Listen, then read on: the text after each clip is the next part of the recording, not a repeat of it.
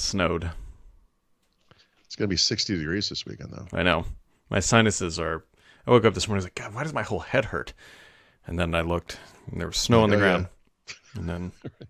It might be because it's so dry. That too. Every amount of liquid from your brain just, Are you saying I should start drinking at 9 a.m.? That's all I need. That's all I need to hear. I don't.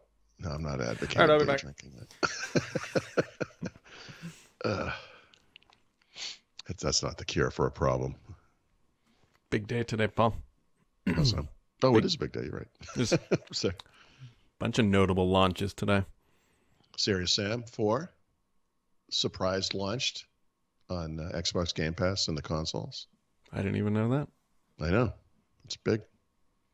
You ever play Serious Sam? I did not, despite the fact that my last name is in the name of the title.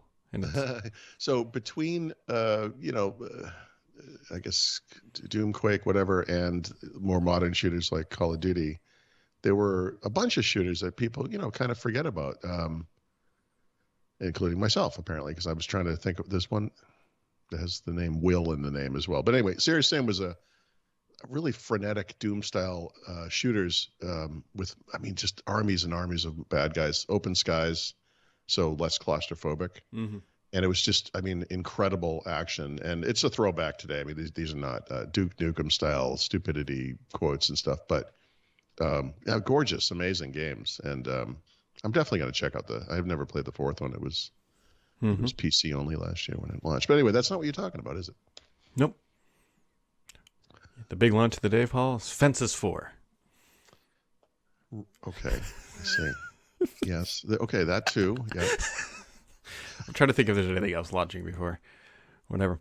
But no, I woke up this morning, went down to my Xbox. Mm-hmm. Oh, right. And we put Warzone will be ready at noon. Oh, okay. When it's supposed to be done. Now you can't, and then there's also Halo Infinite campaign will be available. Which you can't preload. That's why I just turned on my Xbox, but there's nothing I can do with it. Yeah. Will be available at, I think it's 1 p.m. This is all Eastern time, best time. So, there you go. That's... Why can't I preload it? This is stupid. Well, they only had a year to figure this out. So, supposedly, and I'm going to flub some of the details, but that's never stopped me in the past, is that multiplayer and the campaign, I think, are one title, on the back end. And so, okay, but I believe they are actually two separate. I know it's not. If only we could find out somehow. The problem, as we all know, is. So anyway, so somehow these titles are linked in the Microsoft backend universe, and because they release multiplayer, they can't let you preload the single player for some reason. Okay, I got you. Now, so there's a base game which I have installed because I installed the multiplayer. Mm-hmm. So I'm thinking what you're saying. I guess it doesn't really matter how it's presented in the UI. Yeah. I always thought. So I'm sorry. Let me backtrack. If you played the multiplayer and having played the single player, there's literally a button in each that says single player or multiplayer. Mm-hmm. So suggesting there will be other buttons that will be the other game type. So that sort of corroborates what you're saying, is that there'll be like a front end, which is how Call of Duty works, right? Yeah. But in the materials I got from Microsoft, it sort of indicated that these would be separate things, but maybe they were just referring to separate downloads. So here's the problem, is that there was actually a screen, I think, in the Xbox. I tweeted it out, too, because somebody captured it, saying, preload the campaign. And it's all right. You can't. So you can't. They only had a year to figure this out. Maybe they could raise the price of Office again to pay for the engineers that could make this possible, but... Boy, Microsoft. Yeah, so unfortunately, because I had early access to this game, that won't translate to the game that's shipping today. So when that thing started, I'm going to start the game over. Mm-hmm. So it was dumb of me not to stay up all night and finish it, because I'm going to have to play through 5 missions or something again, which, Oh, the humanity. Well, I kind of like just to keep Somebody's going. waking up today, going to dig coal out of a coal mine. And here's Paul I got to play Halo Infinite again. Just put a little... I bought a vacuum. Is it cordless? Because if it's not, take it back. Anyway, oh boy. Probably going to get some angry letters from coal miners. Nothing against coal miners. Do you. But Paul and I play video games. Well, it's like the Bill Burr most dangerous job, It's like bending over, putting DVD. yeah, bending over at the waist, putting a DVD in a DVD player. Hardest job. If you don't have to get dressed to go to work, it's not a hard job. I can't remember if I told you this in private or not, but when I started at Stardock, I was just chatting with one of the guys. We got on to comedians, and he loves Bill Burr as well. And so he comes over to my desk one day and he goes, "Can I get your opinion on something?" He had a piece of paper in his hand and he goes, "How do you feel about bending over at the waist putting DVD?" I just lost it. Yep. And if you don't know what Paul and I are laughing manically so about, you can go watch a lot of Bill Burr specials. It's a joke about claiming that motherhood is the hardest job, or whatever. And he talks about an incident on Oprah, and he goes on and on about it. Then he ends it with the perfect end cap, which is Oprah has never raised a child. Like her opinion of this is not very important. Anyhow, okay, it's good stuff. Anyways, Windows 11. Touching another app, touched by an angel. I don't know, whatever I'm going. Notepad has been tinkered with. Yeah, I don't know how I feel about that. It looks okay. I like the modern look, like the Mica, whatever you want to call it. Is that what they're calling it, Mica? Yeah, and you're right, because they're going to add materials to this. So is Windows 12 going to introduce a softer version of Mica? We'll call it Mica-Soft. Not Formica. I guess they could go to Formica. And then Mica-Soft. Well, the first one was called acrylic, right? So I think this one is a little more opaque or something. I don't know. It doesn't matter. Who cares? No, people don't really see this stuff. But I use Notepad every day, right? Notepad's important to me. So I'm curious. The menu system has changed. There's an actual settings interface. I did think because a couple of years ago I rewrote Notepad a few times in different languages and frameworks. It always struck me that the menu organization of Notepad is odd. There's I think it's edit and format menus. I'll bring up this glaringly white. Edit and format. And it was like, why? And now they don't, one of those is missing, I think probably format. So they probably put it into edit or something. I don't know. The other thing I struggled with, which is interesting, is the find, replace, and find and replace, right? Which are three separate things.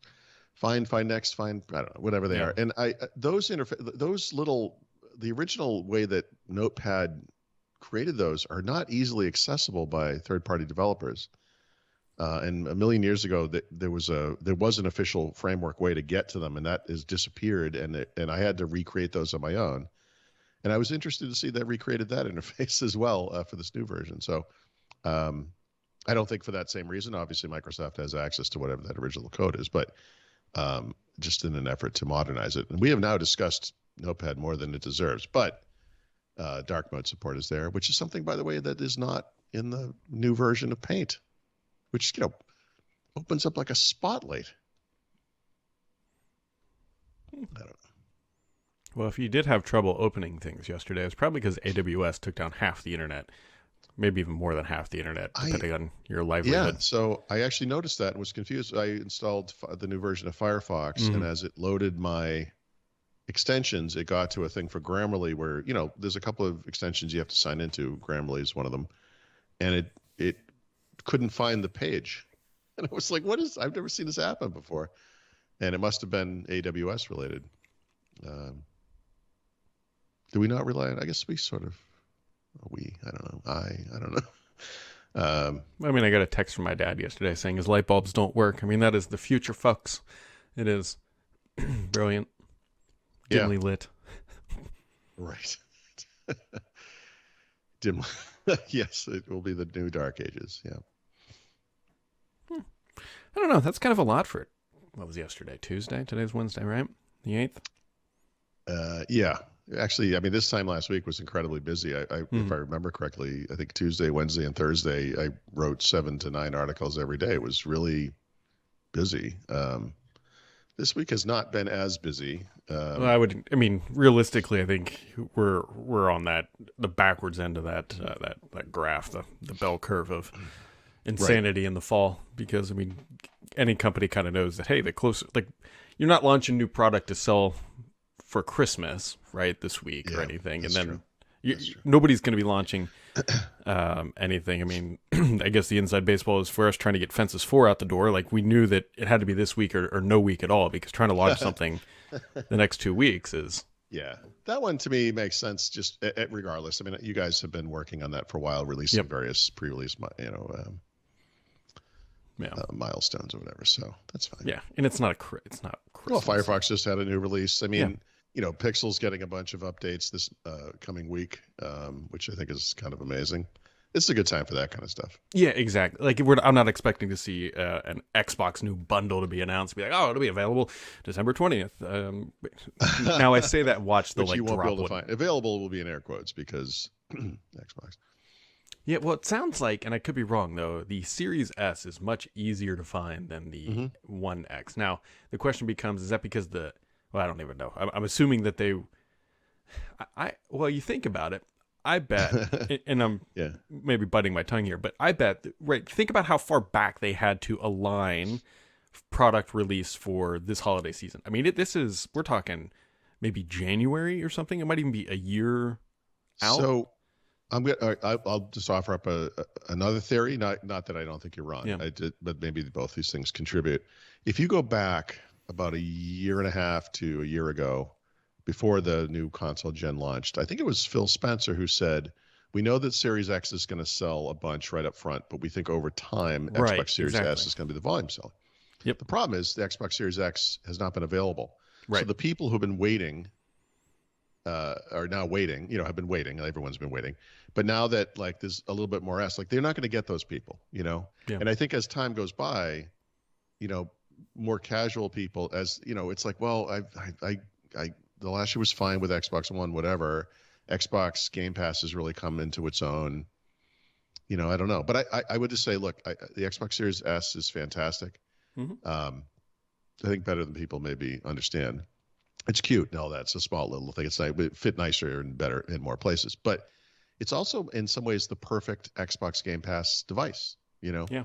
If you're going to take part in that game, Xbox game, cloud gaming, rather, the game streaming part of Xbox Game Pass Ultimate or whatever, and Serious Sam 4, which you can play until 1 o'clock when Halo Infinity and the new Warzone appear.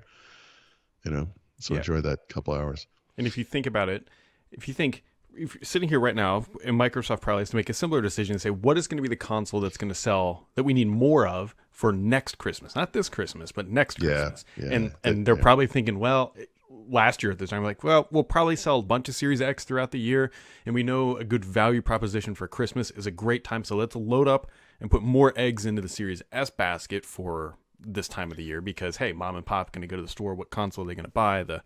Yep. I think you're right in the lead time thing. You have to forecast this in advance, and I just think there's a lot of resistance. I think there's people, even if you're buying it as a gift for kids or something, it's like, you want to buy something future proof. When we decided we were going to get the kids new iPhones, they were both on iPhone 8, I think, at the time. It was like, it'd be better for us if you could get the normal iPhone. And my son actually made a case for getting the Pro because of the advanced camera, and it would last longer. And I was like, okay, this is the type of thing I talk about a lot. He's using my own language against me. That's fine.